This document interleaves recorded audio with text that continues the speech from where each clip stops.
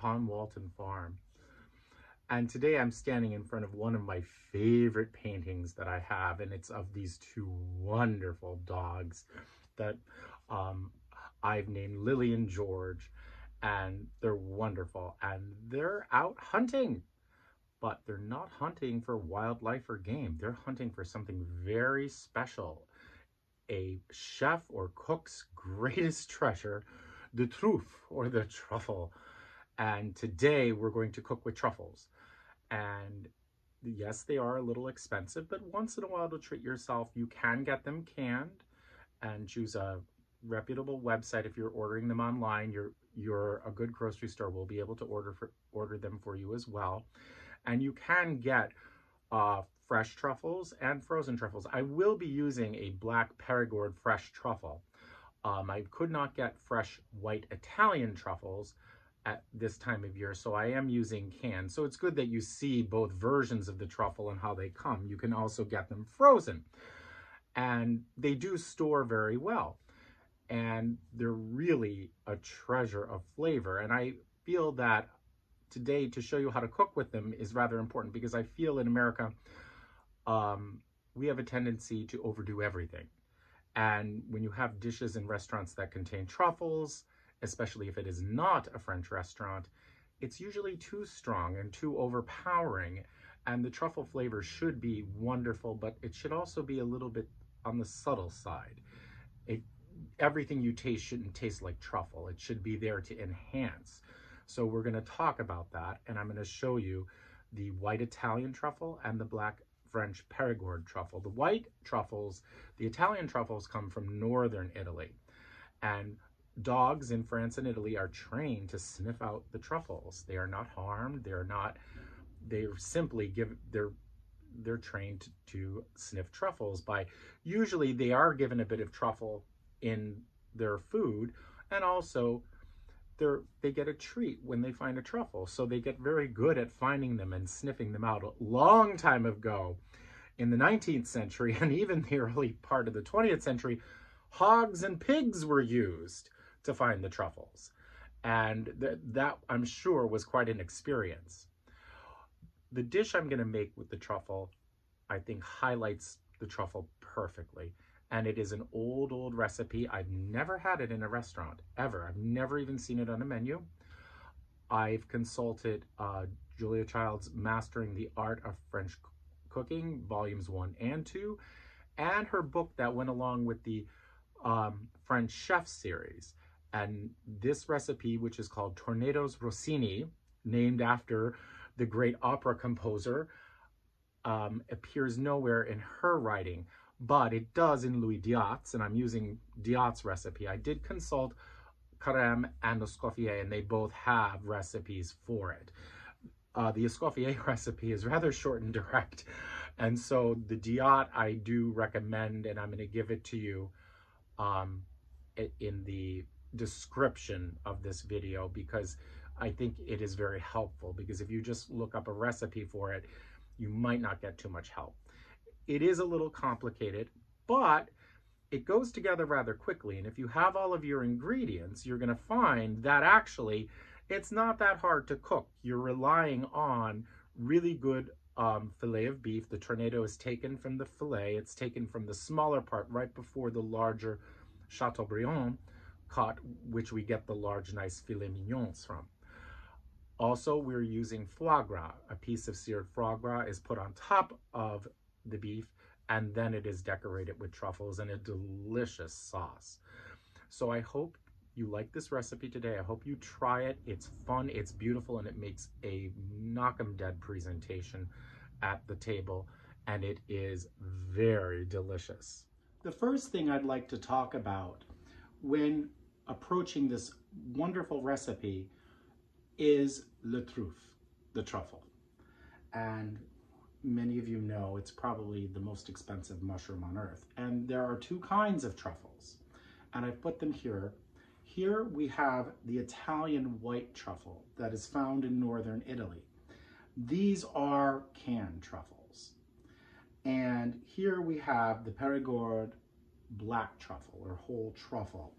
And the one thing I will say about them is There used to be an old thing to preserve them in rice. Do not do that. It's going to diminish the amount. What the rice does do is it draws the moisture out and keeps the truffle fresh and from getting any mold, but it also draws the flavor out. I will say, however, that if you do have extra truffle shavings and you want to put them into some dry rice and keep it for a while, you'll have beautifully truffled rice.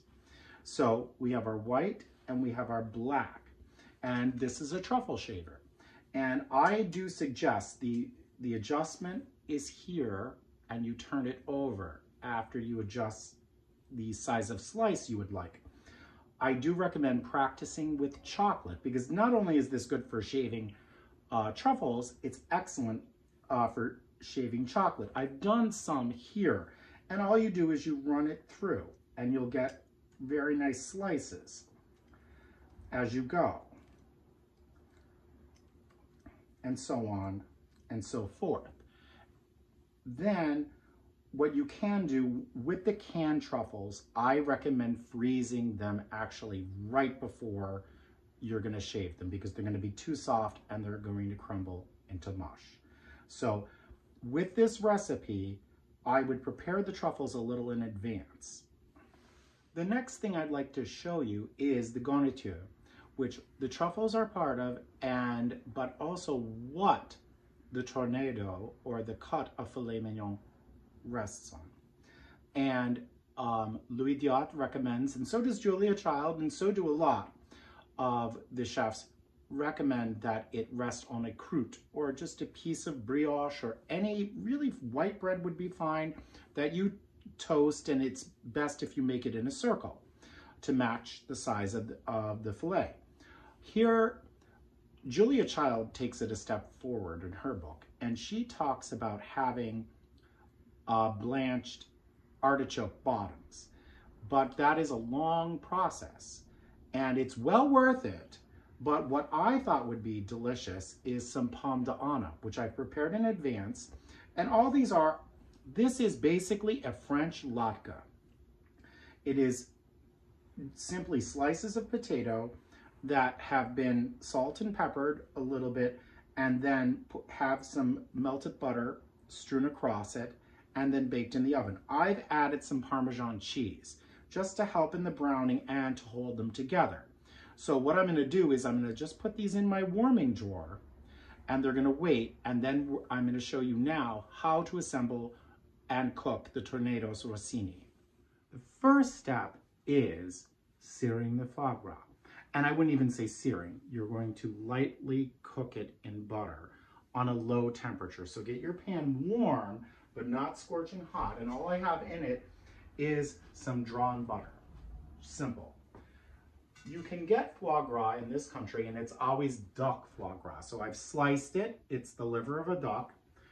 I once had real goose foie gras in this country, and it's when I ordered a goose from the local Amish market, and they unfortunately no longer carry goose because the demand isn't there for it. But I asked them when I did order it to save me the liver with all the giblets and everything, and I got this gorgeous white, absolutely white liver, and it was phenomenal.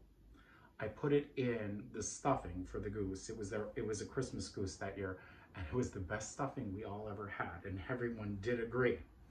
And so what you can get is duck foie gras. And it's not that expensive. I mean, this is a decadent dish, and once in a while, you really only need 4 slices. So literally, I think I paid only $20 for a small foie gras liver. That's enough it was a little bit more than enough for this recipe. So I'm going to add it to the butter, and I'm going to gently saute it, because these have been dusted in flour. You cannot cook this quickly, okay? Because they will fall apart. In some wonderful restaurants, one of my favorite restaurants, they do a seared foie gras at the table, and it's cooked rather quickly, and it's served immediately. And it's because of that. It doesn't it doesn't cook that quickly. I mean, if you cook it fast, you need to serve it quickly. This I'm cooking slow because I want it to be cooked through, but I don't want it to fall apart. If you cook it too long, it will. It will simply fall apart. So we're just going to let this saute for a few minutes. I would say at a low temperature, it's going to be about 5 minutes on each side. Now that the foie gras has been seared, and I'm just going to put it aside and keep it warm. That's about it. And I've arranged some of my truffles that I'm going to use for the garnish, because really it's the end of the recipe that is very magnificent. So we've started with the shaved truffles. That's it. We haven't done anything to them. I've used both black and white. Most recipes simply call for black. And I have the seared foie gras. Now, the next step is, Diat does not say to do this, nor does Julia Child. I do this because there's tremendous flavor in the butter that you just seared your foie gras. I sear the Tournedos, or the small cuts of filet mignon. And what this is, it's actually, when you go to buy this end, if you buy a whole end of the whole filet, it's less expensive. It's the big, larger pieces, which are often called the Chateaubriand, that are more expensive, so you can save a little money there. So when the butter is nice and hot, and we're going to sear them, and I do it in the same pan, in the same butter, because I think there's a lot of flavor there I don't want to lose. And we're just going to add the Tournedos. And really, 2 minutes on each side. And if you like it well done, maximum 5 minutes, no longer than 5 minutes.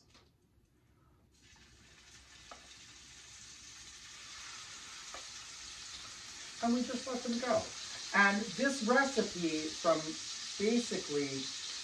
from shaving your truffles and getting the foie gras seared, you're going to see the hardest part is the end, making the sauce. All you're going to eventually do is let the meat rest. So we're going to sear this, and we're going to come back in a second, and you're going to see how easy it is to assemble this recipe that really will impress. Now we're in the final stage of the cooking process. And here, when you start to see the meat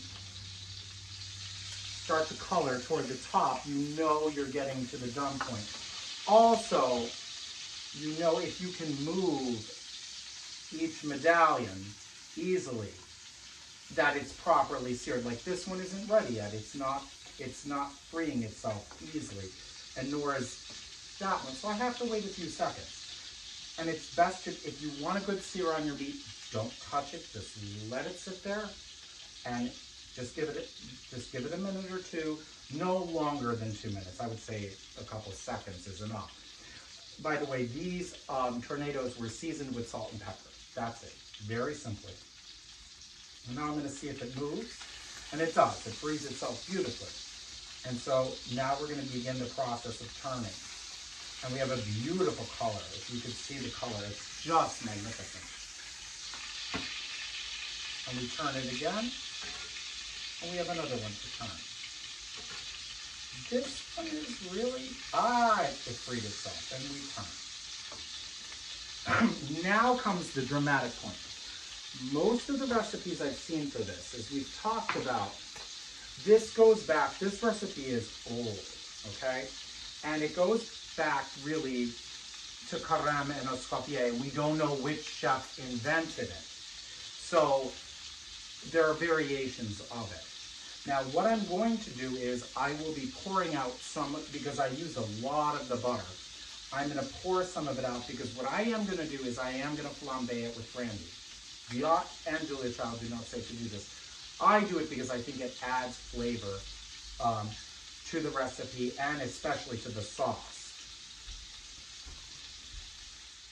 And now I'm going to add a little bit of cognac, and I'm going to ignite it and do a little bit of a flambe. And there we have it. And toss it around so that the flames are all over. Make sure you have nothing flammable near you, but it gives a really nice glaze to the meat. And once that has died down, we're going to remove the meat immediately to a warm dish to wait for the plating. I've removed the meat from the dish, or from the pan, and transferred it to a dish. And I'm adding about a tablespoon of shallot. Also, this is in no one's recipe, but I think it does add it adds a nice bit of flavor to it. And you're just going to cook it lightly. You don't want to scorch it. You're just adding it for flavor at this point. And so we toss it around in the juices and just let it do its job. This recipe is really delicious. And it's old, and I have actually never had it on a menu in this country or in France or anywhere in Europe. I have never had it. And it really isn't that hard. The most difficult thing is getting everything ready in advance, so that, because it does move quickly. As you're seeing, as soon as we do this, we have to go to the next, to the next, to the next. So it is just like being a chef on TV. You need to have all your little things ready, and they have to go in. Now, to this, I'm gonna add about, I would say, a good, because I'm making 4, I would do about a cup of stock, and it's good beef stock. And let that come to a simmer. The next thing that Diat recommends, they all recommend it actually, is using boeuf glacé or viande glacé or bouillon, and 2 tablespoons of it. Now, if you make your own, when you make a stock and you have that wonderful residue first before you, after you brown your bones, if you make your own, I would say yes. But if you're buying anything from the store, I don't care how gourmet it is, I don't care how much it costs, be very sparing with it. Because even my own, I add and I test. I add and I test.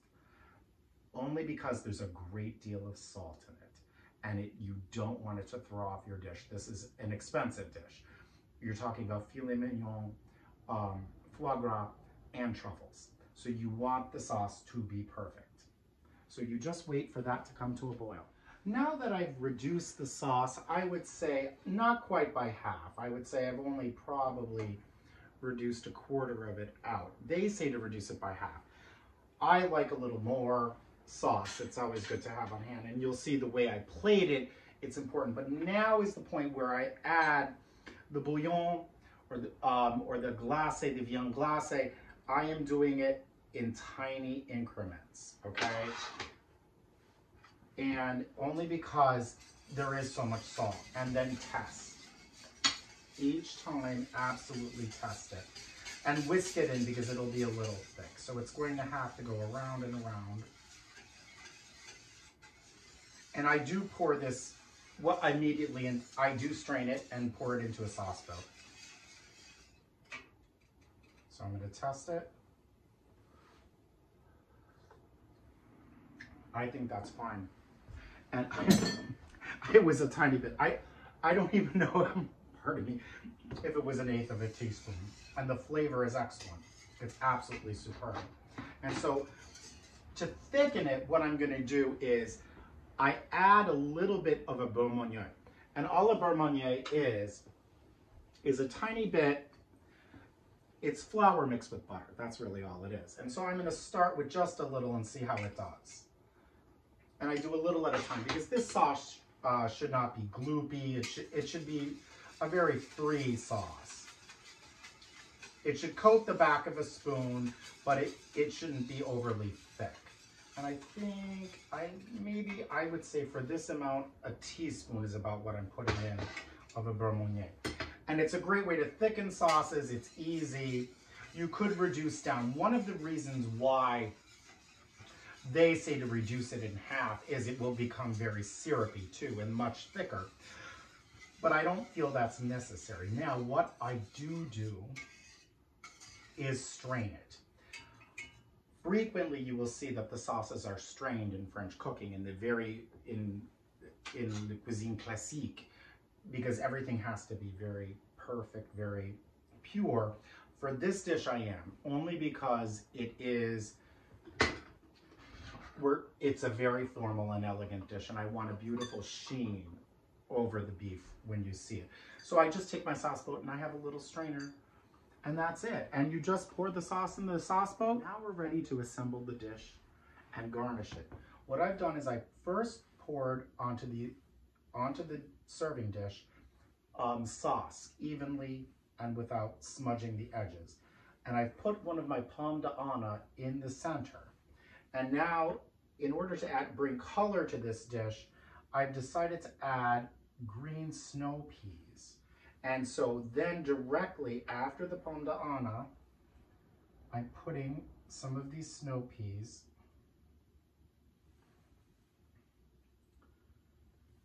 and I'm kind of fanning them out to make a pattern. And my hands, of course, I've washed them again and again. For this, really good, good, good.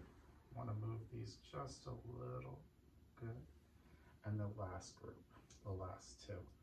And these, what I've done is I did blanch them and immediately plunge them into really cold water so that you would get this beautiful green color. Otherwise, they would discolor.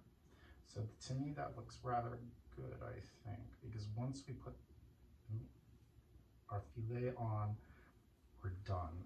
So now, I just want to move that slightly. Now for the filet, and it goes right in the middle, right on top. It's really very beautiful. I hope you can see it. I don't want to turn it too much because I don't want the sauce to drip. Once that is done, what I do is now we do the truffles, okay? And for this, I actually use, I have a little trick. I use tweezers that of course I've washed. And I put a slice of the foie gras on top. I'm going to try to find the roundest slice I can.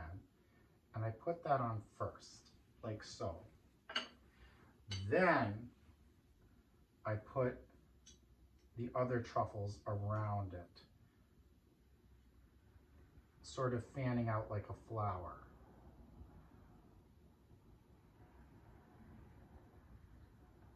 Good.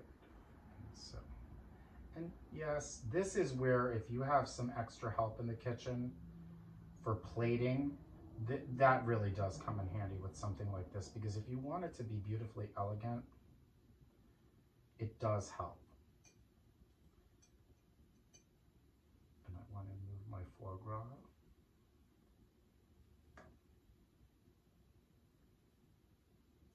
And then, let's see, another truffle.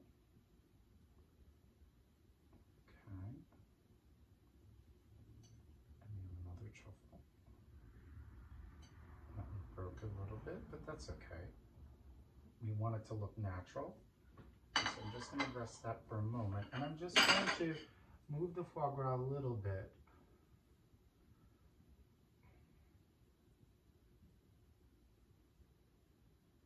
I know this is very fussy, but you will see it's very well worth it. It does, the presentation, you will feel like you are at a 5-star restaurant. And really, I didn't do that much. I shaved some truffles. I sauteed a little foie gras and a medallion. And look, you have something that's really, it looks like $1 million.